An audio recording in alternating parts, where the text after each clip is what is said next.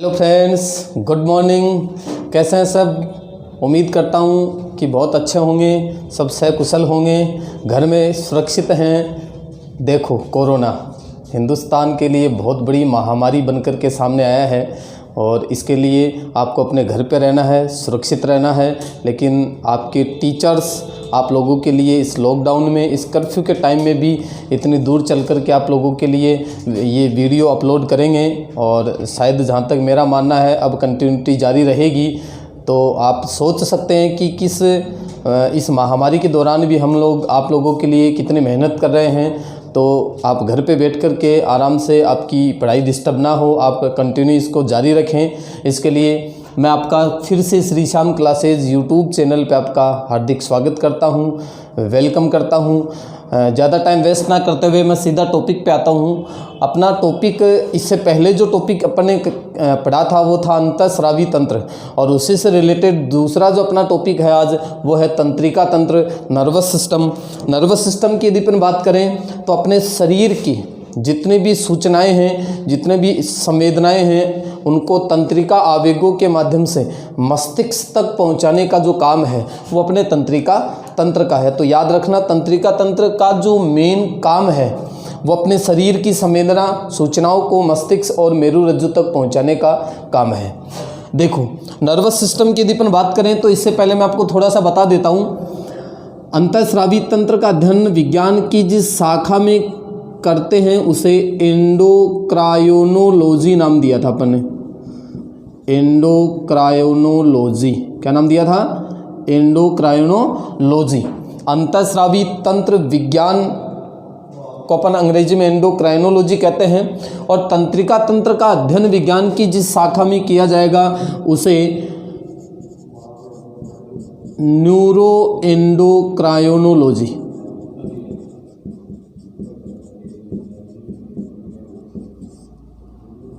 मतलब एंडोक्राइनोलॉजी सिर्फ अंतःस्रावी तंत्र का अध्ययन करेंगे और टर्म आती है आपकी न्यूरोलॉजी। इस न्यूरोलॉजी के अंदर अपन अध्ययन करेंगे किसका? तंत्रिका तंत्र का। तंत्रिका तंत्र का अध्ययन तो किस में करेंगे? न्यूरोलॉजी में। और अंतःस्रावी तंत्र का अध्ययन किया जाएगा आपके एंडोक्राइनोलॉजी में। अंतःस्रावी तंत्र का अध्ययन किस में करेंगे? एंडोक्राइनोलॉजी में। लेकिन याद रहे, तंत्रिका तंत्र और अंतःस्रावी तंत्र दोनों का सम्मिलित रूप से जो अध्ययन कहलाता है वो कहलाता है न्यूरो एंडोक्राइनोलॉजी, सम्मिलित रूप से। और सम्मिलित रूप कौन कौन सा आपका? नर्वस सिस्टम, तंत्रिका तंत्र, और दूसरा अंतःस्रावी तंत्र, एंडोक्राइन सिस्टम। तो एंडोक्राइनोलॉजी के अंतर्गत अपन अंतःस्रावी तंत्र का अध्ययन करेंगे, न्यूरोलॉजी के अंतर्गत अपन तंत्रिका तंत्र का अध्ययन करेंगे। और न्यूरोलॉजी और एंडोक्राइनोलॉजी दोनों को सम्मिलित रूप से कहा गया है न्यूरो एंडोक्राइनोलॉजी, जिसके अंतर्गत अपन तंत्रिका तंत्र और अंतःस्रावी तंत्र दोनों का अध्ययन करते हैं। बात करें अपन इस तंत्रिका तंत्र की, तो तंत्रिका तंत्र का अध्ययन आपको पता चल चुका है, न्यूरोलॉजी के अंतर्गत करेंगे। इसके अलावा तंत्रिका तंत्र की उत्पत्ति की यदि मैं बात करूं तो भ्रूणीयावस्था में तंत्रिका तंत्र की उत्पत्ति जो होती है वो एक्टोडर्म से होती है। हिंदी में एक्टोडर्म। किससे होती है? एक्टोडर्म से। तो याद रखना, आपको बहुत अच्छा क्वेश्चन है। तंत्रिका तंत्र की उत्पत्ति भ्रूणी अवस्था की यदि बात करें तो वो एक्टोडर्म से होती है। अब देखो, अपन बात करें तंत्रिका तंत्र का सर्वप्रथम निर्माण। तंत्रिका तंत्र का सर्वप्रथम निर्माण जो हुआ था वो हुआ था सिलेंट्रेटा संघ के जीवों में। कौन से संघ के जीवों में हुआ है? सिलेंट्रेटा संघ के जीवों में। WRH व्हिटेकर का जो वर्गीकरण है छोटी क्लासों में बहुत पढ़ा आप लोगों ने। Protozoa, Porifera, Coelenterata, Annelida, arthropoda, Mollusca, तो उसमें से एक संघ आता है अपना सिलेंट्रेटा। तो तंत्रिका तंत्र का जो निर्माण है, सबसे पहले इसका निर्माण सिलेंट्रेटा संघ के जीवों में हुआ है। और सबसे विकसित प्रकार का तंत्रिका तंत्र, सबसे विकसित प्रकार का तंत्रिका तंत्र उपस्थित होता है किनके अंदर? स्तनधारियों में। स्तनधारियों की बात करें तो स्तनधारियों में भी मैं बात कर रहा हूँ किसकी? मनुष्य की, मानव की। तो तो सबसे वेल डेवलप नर्वस सिस्टम जो है वो स्तनधारी के अंदर मिलेगा आपको, और इनके अंदर भी सबसे ज़्यादा मानव के अंदर यानी कि अपन के अंदर तंत्रिका तंत्र सबसे ज़्यादा विकसित प्रकार का मिलता है अपन को। अब देखो तंत्रिका तंत्र की अपन बात करें तो इसको 3 मुख्यतः भागों में डिवाइड करेंगे, और वो 3 मुख्य भाग कौन कौन से इसके,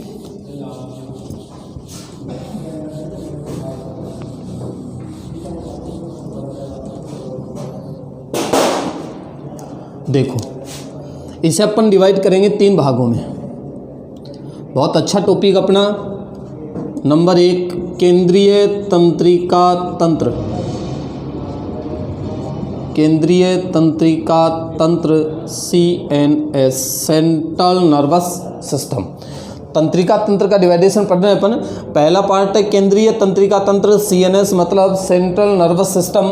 दूसरा आता है अपना परिधीय तंत्रिका तंत्र, परिधीय तंत्रिका तंत्र PNS, peripheral nervous system.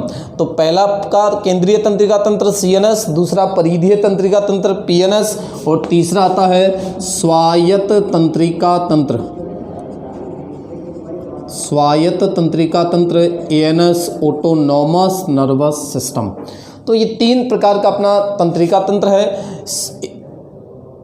Number 1 CNS, number 2 PNS, number 3 ANS।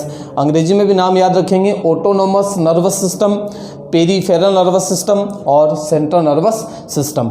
अब अपन एक एक को लेकर के चलते हैं। सबसे ज़्यादा इंपॉर्टेंट जो क्वेश्चन आपके कॉम्पिटिटिव एग्जाम में पूछे जाते हैं वो आते हैं CNS से, केंद्रीय तंत्रिका तंत्र से। इसको अपन 2 भागों में डिवाइड करते हैं। नंबर 1 आता है मस्तिष्क, ब्रेन, और केंद्रीय तंत्रिका तंत्र में भी सबसे ज़्यादा जो क्वेश्चन पुटअप हुए हैं आज तक वो किससे हुए, ब्रेन से हुए। दूसरा आता अपना मेरुरज्जु, स्पाइनल कॉर्ड। तो CNS केंद्रीय तंत्रिका तंत्र को कितने भागों में डिवाइड कर रहे हैं, 2 भागों में। नंबर 1 मस्तिष्क ब्रेन, नंबर 2 मेरुरज्जु स्पाइनल कॉर्ड। परिधीय तंत्रिका तंत्र की बात करें तो इसके भी 2 पार्ट आते हैं। नंबर पहला जो पार्ट आता आपका वो है मेरु तंत्रिका, मेरु तंत्रिका, और दूसरा आता है कपालीय तंत्रिका। मतलब ये 2 प्रकार की तंत्रिकाओं से मिलकर के बना हुआ है। नंबर 1 मेरु तंत्रिका, नंबर 2 कपालीय तंत्रिका। मेरु तंत्रिकाओं की संख्या होती है 31 जोड़ी। मेरु तंत्रिकाओं की संख्या कितनी है, 31 जोड़ी, और कपालीय तंत्रिकाओं की संख्या होती है 12 जोड़ी। और ये क्वेश्चन लास्ट ईयर RRB के पेपर में था। सीधा सीधा प्रश्न पूछा गया था, मनुष्य में कपालीय तंत्रिकाओं की संख्या कितनी है, तो 12 जोड़ी। यदि आपको वो संख्या पूछता है केवल, तो ऑप्शन में आपको देखो 24 भी मिल सकता है, और जोड़ी पूछता है तो कितने जोड़ी मिलेंगे, 12 जोड़ी। तो इन दोनों को आपको ध्यान से रखना है। जोड़ी पूछता है तब तो 12 जोड़ी, केवल आपको संख्या पूछ ले तो आपको कितनी संख्या करनी है, 24। यदि आपके ऑप्शन में जोड़ी दे रखा है तो आप 12 जोड़ी वाला क्लिक करेंगे, और यदि जोड़ी नहीं दे रखा है तो भी संख्या पूछी जाएगी तो कितनी होगी, 24। तो मेरु तंत्रिकाएं निकलेंगी कहाँ से, मेरुरज्जु से। कपालीय तंत्रिकाएं निकलेंगी कहाँ से, कपाल से, यानी कि मस्तिष्क से। तो याद रखना कपालीय तंत्रिकाओं की संख्या 12 जोड़ी निकलती कहाँ से है, मस्तिष्क से। मेरु तंत्रिकाओं की संख्या 31 जोड़ी निकलती कहाँ है, मेरुरज्जु से। स्वायत्त तंत्रिका तंत्र की बात करें तो इसे भी 2 भागों में डिवाइड किया गया है। अनुकंपी तंत्रिका, अनुकंपी तंत्रिका, और नंबर 2 परानुकंपी तंत्रिका। एक अनुकंपी तंत्रिका और दूसरा परानुकंपी तंत्रिका। तो ये आपका तंत्रिका तंत्र का डिवाइडेशन है। वापस रिपीट कर लेते हैं। नंबर 1 केंद्रीय तंत्रिका तंत्र CNS, नंबर 2 परिधीय तंत्रिका तंत्र PNS, और नंबर 3 स्वायत्त तंत्रिका तंत्र ANS। CNS को 2 भागों में बांटा है अपन ने, मस्तिष्क और मेरुरज्जु। PNS के भी 2 पार्ट है, मेरु तंत्रिका, कपालीय तंत्रिका। मेरु तंत्रिका की संख्या 31 जोड़ी, ये निकलती हैं मेरुरज्जु से। कपालीय तंत्रिका की संख्या 12 जोड़ी निकलती कहाँ से है, मस्तिष्क से। स्वायत्त तंत्रिका तंत्र अनुकंपी तंत्रिका और परानुकंपी तंत्रिका तंत्र या तंत्रिकाओं के अंदर ये डिवाइड रहता है। देखो इस नर्वस सिस्टम की अपन बात करें तो अपनी पूरी बॉडी का जो कंट्रोल है, जैसे मैं आप लोगों के सामने खड़ा हूँ, पढ़ा रहा हूँ, चल रहा हूँ, ये पूरी बॉडी का जो कंट्रोल करने का जो काम है वो अपना नर्वस सिस्टम करता है। यदि नर्वस, कभी कभार बोलते हैं कि आज तो नर्वस क्यों है, उदास क्यों बैठा है, तो ये जो सारी संवेदनाएं, जो आवेग पैदा होते हैं, वो उन सारे के सारे आवेगों पर कंट्रोल कौन करता है? आपका नर्वस सिस्टम करता है। बातें खूब सारी है, क्योंकि नर्वस सिस्टम में सबसे इम्पोर्टेंट जो आपका टॉपिक चलेगा वो है मस्तिष्क। खूब अच्छे तरीके से इसको पढ़ेंगे। सबसे ज़्यादा क्वेश्चन या तो आते हैं मस्तिष्क से, मेरुरज्जु के जो क्वेश्चन है वो कंपटीशन एग्जाम में बहुत कम पूछे जाते हैं। 2-3 क्वेश्चन इसके इंपॉर्टेंट है जो काफ़ी बार रिपीट हुए हैं, वो आपको मैं बता दूंगा। तो अपन लेकर के चलते हैं मस्तिष्क को। तो मस्तिष्क की जहाँ तक बात की जाए, थोड़ा बहुत मस्तिष्क के बारे में आप नॉलेज जानते हैं, और बाकी नया जो आपके लिए नॉलेज है वो मैं आपको बता देता हूँ। क्या काम करता है अपना मस्तिष्क, कहाँ स्थित होता है, कितना इसका वजन है, किस किस प्रकार के भागों में डिवाइड रहता है, कौन सा भाग क्या काम संपन्न करता है। तो लेकर के चलते हैं अपन ब्रेन को, मस्तिष्क।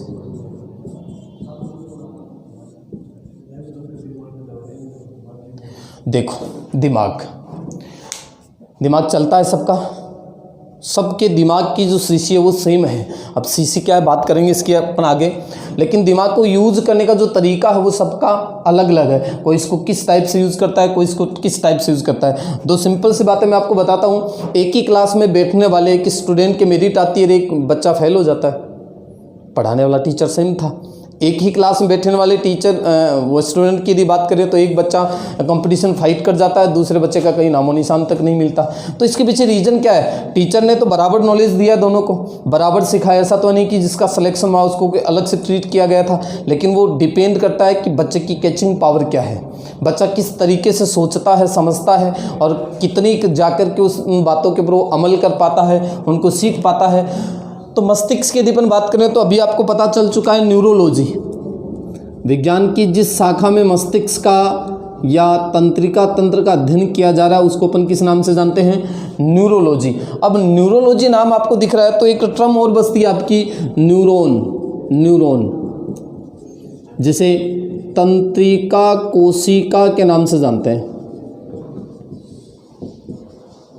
देखो न्यूरॉन का संबंध सीधा सीधा न्यूरोलॉजी से, तो न्यूरॉन का अध्ययन या तंत्रिका कोशिका का अध्ययन या तंत्रिका का अध्ययन विज्ञान की जिस शाखा में करेंगे उसको न्यूरोलॉजी के नाम से जानते हैं। ये न्यूरॉन या तंत्रिका कोशिका आपके तंत्रिका तंत्र की मूलभूत या क्रियात्मक या संरचनात्मक इकाई कहलाती है। क्रियात्मक, संरचनात्मक या मूलभूत जो इकाई है वो आपके तंत्रिका तंत्र की कौन सी है? न्यूरॉन या तंत्रिका कोशिका। अब इसकी बात करें तो ये मानव शरीर की सबसे लंबी कोशिका कौन है? न्यूरॉन। इसके अलावा प्राणी जगत की सबसे लंबी कोशिका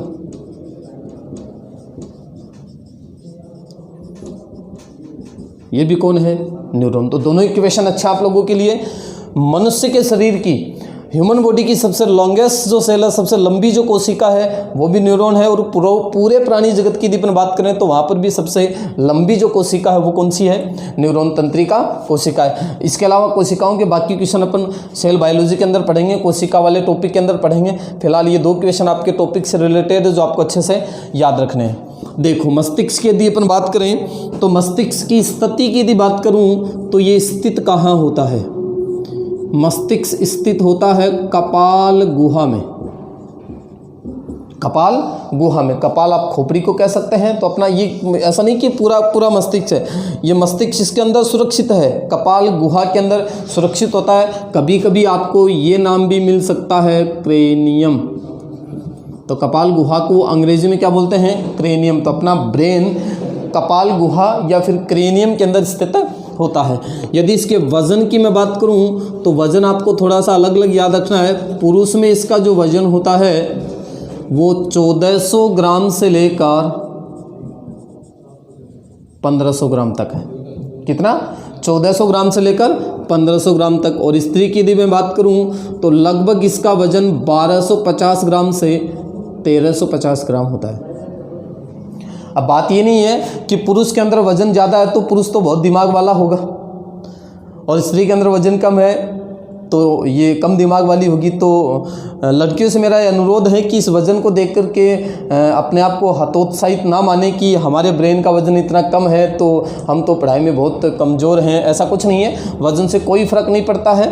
वज़न पुरुष के अंदर 1400 से 1500 ग्राम और स्त्री के अंदर 1250 से 1350 ग्राम समथिंग। यदि अपन वज़न की बात करें तो ब्रेन का जो वज़न है वो लगभग 1.5 किलोग्राम, लगभग 1.5 किलोग्राम, मतलब 1.5 किलो के समथिंग अपने मस्तिष्क का वजन होता है। अब देखो सबसे इंपॉर्टेंट बात है कपालीय दक्षता। ये आप लोगों के लिए, सबके लिए इंपॉर्टेंट है। तो मनुष्य के मस्तिष्क जो कपालीय दक्षता है वो होती है 1400 सीसी। बड़े फैक्ट की बात है, वजन को लेकर के कोई भी आपके दिमाग में कोई क्वेश्चन नहीं आना चाहिए कि जेंट्स के ब्रेन का वजन इतना ज़्यादा है तो बहुत इंटेलिजेंट है, हम तो बहुत वीक है। ऐसा कुछ नहीं है, सबके ब्रेन की कैपेसिटी सेम है 1400 सीसी। अब ये सीसी का मैं आपको अच्छे से समझाता हूँ। बाइक चलाते हैं सारे, बाइक का जो इंजन है उस प्रत्येक बाइक के इंजन के अलग अलग सीसी है, 100 सीसी, 150 सीसी, 125 सीसी, 200 सीसी। अब आपको ये पता है कि जिस बाइक के इंजन की सीसी जितनी अच्छी है उसकी स्पीड उतनी अच्छी मिलेगी आपको। जैसे मैं आपको छोटा सा एग्जांपल देता हूँ, एक बाइक 100 सीसी की और एक बाइक 200 सीसी की। ध्यान से सुना, बहुत बड़ा अंतर बता रहा हूँ। 100 सीसी की प्लेटिना बाइक और 200 सीसी की पल्सर बाइक, दोनों में अंतर है, रात दिन का अंतर है, पैसों का ही फर्क है, सब पता आपको। 100 सीसी की बाइक को यदि एक लड़का 80 की स्पीड में चला रहा है, 90 की स्पीड में चला रहा है और लोग वो मान लो कि सड़क पे दौड़ा रहा है उसको बढ़िया वाला, तो लोग उसको देख कर के क्या बोलेंगे, ये मरेगा साला आज पक्का, या किसी को मारेगा। और यदि वही उसी की जगह 200 सीसी की पल्सर बाइक किसी बंदे के हाथ में है तो लोग देख करके क्या बोलेंगे, वाह क्या स्पीड है देख छोरे की, है ना फ़र्क। तो ये सीसी का जो फ़र्क है वो सिर्फ बाइक का है, आपके दिमाग का नहीं है। आपका दिमाग तो कितने सीसी का है, 1400 सीसी का ही है। अब देखो एक और बताता हूँ, अल्टो कार की सीसी 800 सीसी और अपन बात करें इसके साथ 2000 सीसी इंजन की।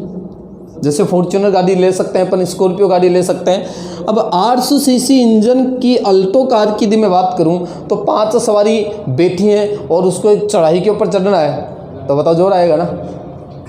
लेकिन फॉर्च्यूनर पता ही नहीं किधर से कहाँ निकल करके जाएगी।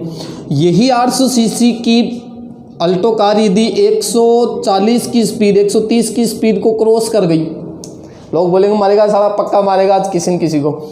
लेकिन ये 2000 सीसी की फॉर्च्यूनर कार जब सड़क पे दौड़ती है तो लोग 4 बार मुंह देखते हैं, वाह गाड़ी घोड़ा गया, घोड़ा ना। तो ये आपको इसके ऊपर किसी भी प्रकार का अमल नहीं करना है, क्योंकि आपके ब्रेन की कैपेसिटी तो क्या है, सेम है सबकी, 1400 सीसी है, चाहे वो जेंट्स है चाहे वो लेडीज़ है। तो डोंट वरी, 1400 सीसी का माइंड भगवान ने सबको दिया है। अब देखो काम कितना करता है ये। 100 सीसी की प्लेटिना बाइक की यदि अपन बात करें तो वो घंटे भर में आराम से 60-70 किलोमीटर की दूरी आराम से तय कर लेती है। यदि वो 60 की स्पीड में भी चले तो भी कोई दिक्कत नहीं है। अपना ब्रेन तो इससे 14 गुना ज़्यादा काम कर रहा है यार, 1400 सीसी का है, लेकिन काम में लेते नहीं है। और जिस दिन इसको काम में लेना स्टार्ट कर दिया ना, पता नहीं क्या कर जाएंगे। वैज्ञानिक अनुसंधान मानते हैं कि जितने भी बड़े बड़े साइंटिस्ट वो अपने दिमाग का 15 से 18% भाग यूज में ले रहे हैं, सिर्फ 15 से 18। देखो क्या क्या बनाया उन्होंने, अपन तो अभी पता नहीं 2-4% में अटके पड़े हैं और उसमें भी अपने आप को तीरंदाज समझते हैं कि वो मेरे को पता नहीं क्या आता है, मैं तो पता नहीं क्या हूँ। दिमाग को जितना आप यूज़ में लेंगे, जितना आप इसको खपाए रखेंगे, क्योंकि आपको ही पता है खाली दिमाग शैतान का घर होता है। तो लगे रहें। ये जो टाइम आप लोगों के सामने, विकट की संकट की जो घड़ी आप लोगों के सामने आ रही है, घर पे कोई काम धाम नहीं बचा है, खेतों का सारा काम कंप्लीट हो चुका है, तो आप बशर्ते आपके सामने ये YouTube वीडियो डाले जा रहे हैं तो आप इनको ज़बरदस्त तरीके से स्टडी करें, साथ में नोट्स बनाएं। यदि आपको कोई मैटर अच्छा लगता है तो आप वहाँ से स्क्रीनशॉट मार सकते हैं। कोई भी आपको कहीं करेक्शन मिलता है तो आप कमेंट में डाल सकते हैं, तो काफ़ी सुधार आपको देखने को मिल सकता है। लेकिन आपके बिना हम कुछ नहीं कर पाएंगे, आपका सपोर्ट हमारे लिए सबसे बड़ा सपोर्ट रहेगा। तो ब्रेन की जो कैपेसिटी है, सीसी का मतलब है क्रेनियल कैपेसिटी। देखो क्रेनियम नाम किसका है? दिमाग का, कपाल गुहा का। तो क्रेनियल कैपेसिटी का मतलब दक्षता, क्षमता हो गई। तो कपाली दक्षता कितनी है? 1400 सीसी। फिर अपन बात करें तो ब्रेन के चारों ओर 3 झिल्लियां पाई जाती हैं। मानव मस्तिष्क के चारों ओर 3 झिल्लियां उपस्थित होती हैं और उन झिल्लियों के नाम आपको मैं शॉर्टकट तरीके से याद करवा देता हूँ, DAP से, खेतों में डालने वाली DAP। इस DAP का मतलब क्या है? D for dura mater, D for dura mater, और इसे अपन कहेंगे दृढ़तानिका। दृढ़तानिका, दृढ़ का मतलब कठोर, हार्ड। A का मतलब है एरेक्नोइड, एरेक्नोइड।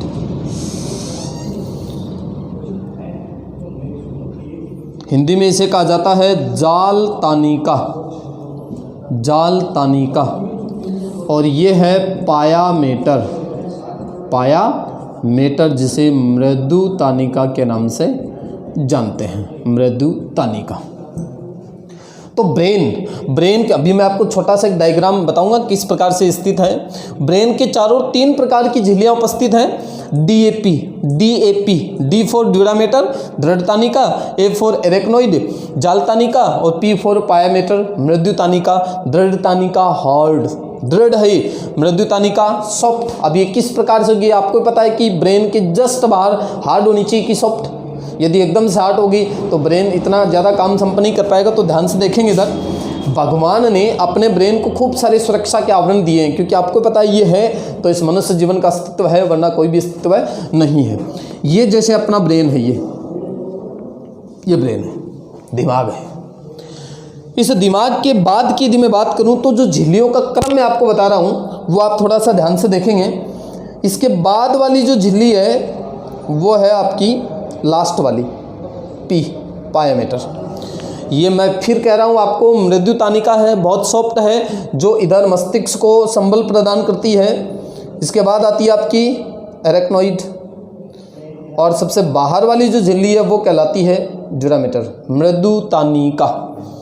हार्ड होती है तो सबसे बाहर ड्यूरामीटर और सबके अंदर पायामेटर, बीच के अंदर एरेक्नोइड।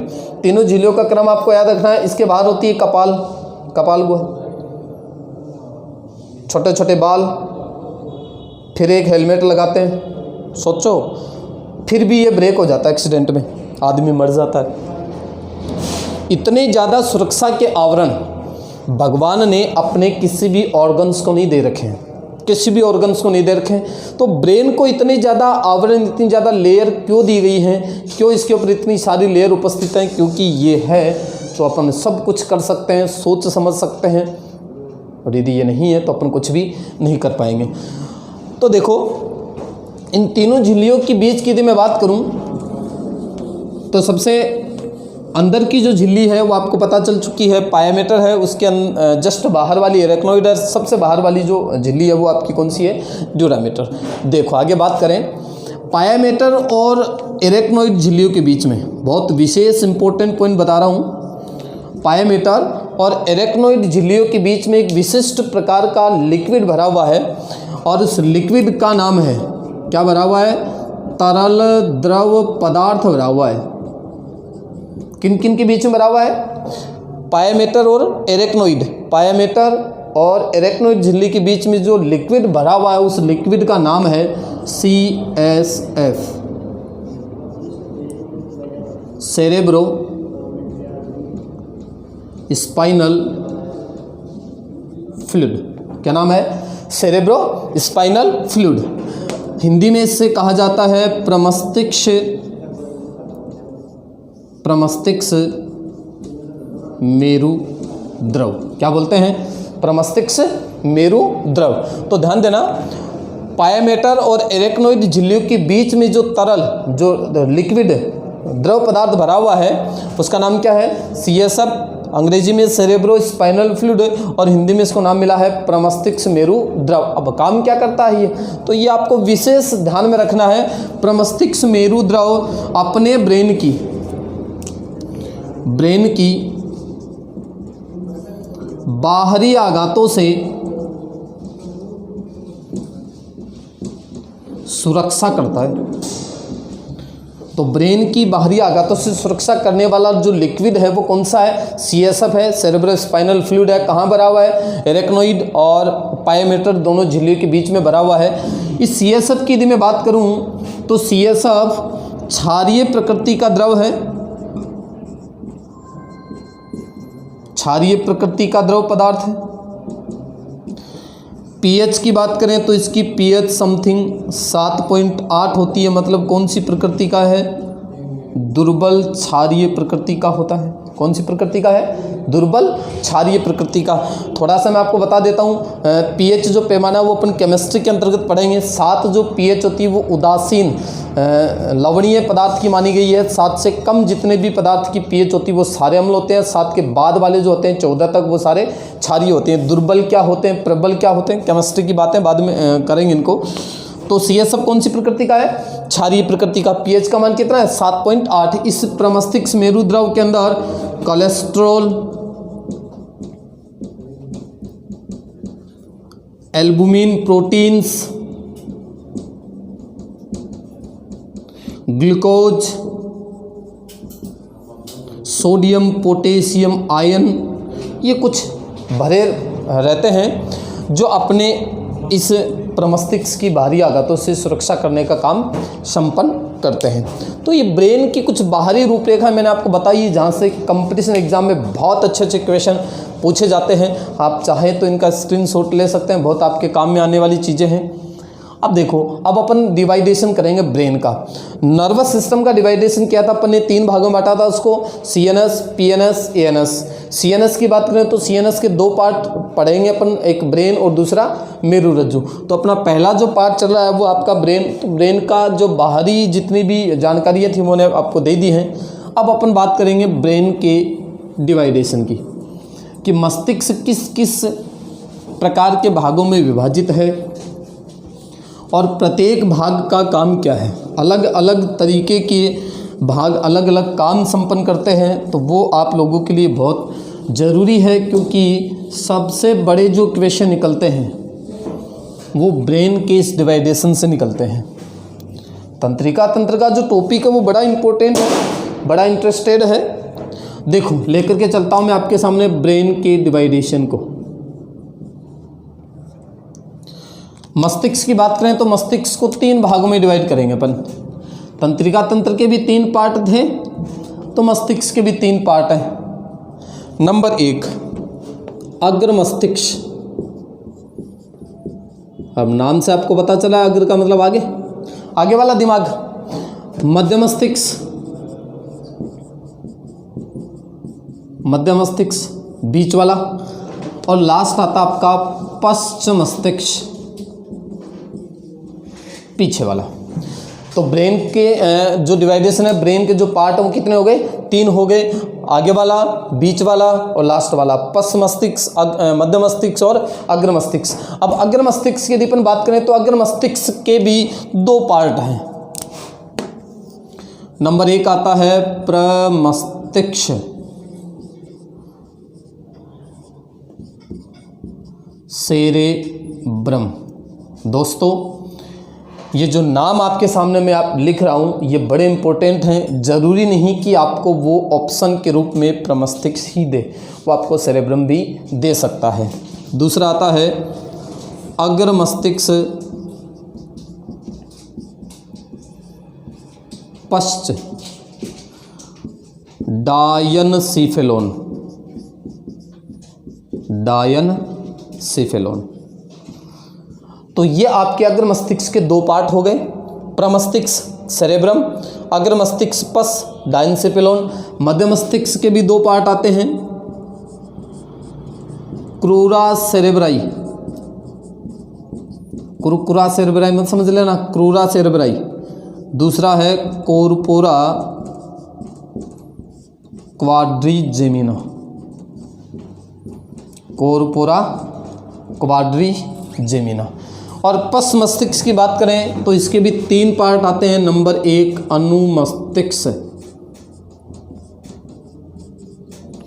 फिर से इंपॉर्टेंट सेरेबेलम, सेरेबेलम।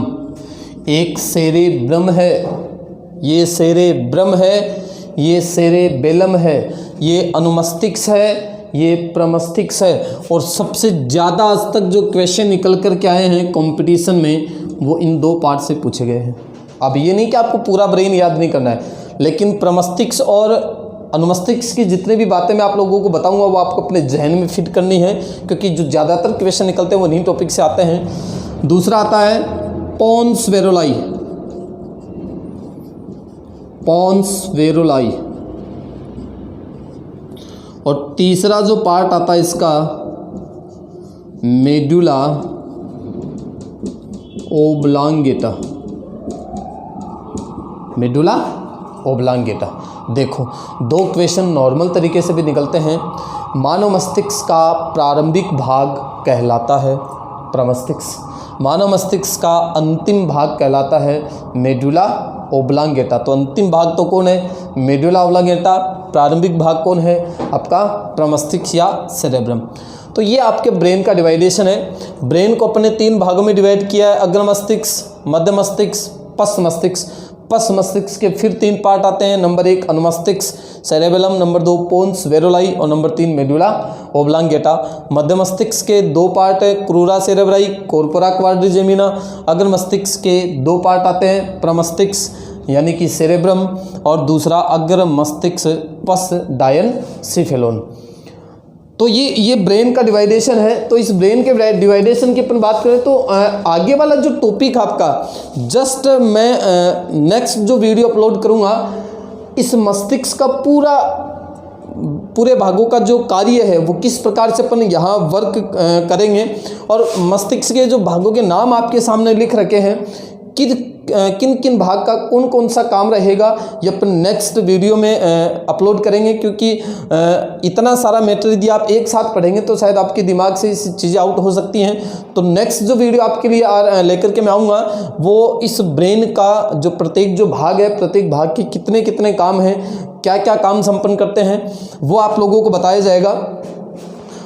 विशेष बात मैं आप लोगों को बता देना चाहता हूँ कि आजकल मैं देख रहा हूँ कि अपने YouTube चैनल, ये हमारा YouTube चैनल नहीं है, आप लोगों का YouTube चैनल है, इसके ऊपर व्यू भी कम आ रहे हैं। और देखो सबसे बड़ी कमी तो हमारी है कि भाई कंटिन्यू इसके ऊपर वीडियो अपलोड नहीं किए जा रहे हैं। तो मैं स्टूडेंट्स के लिए बड़ी बात बता रहा हूँ कि आप इस वीडियो को शेयर करें।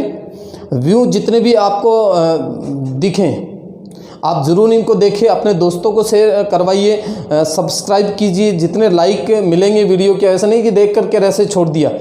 यदि आपका टीचर आपके लिए इतनी मेहनत कर रहा है तो आपका एक लाइक में कुछ बिगड़ता तो है नहीं। तो जितना आप दबा करके लाइक करेंगे, सब्सक्राइब करेंगे, देखो हमारा कुछ उससे हौसला बढ़ेगा।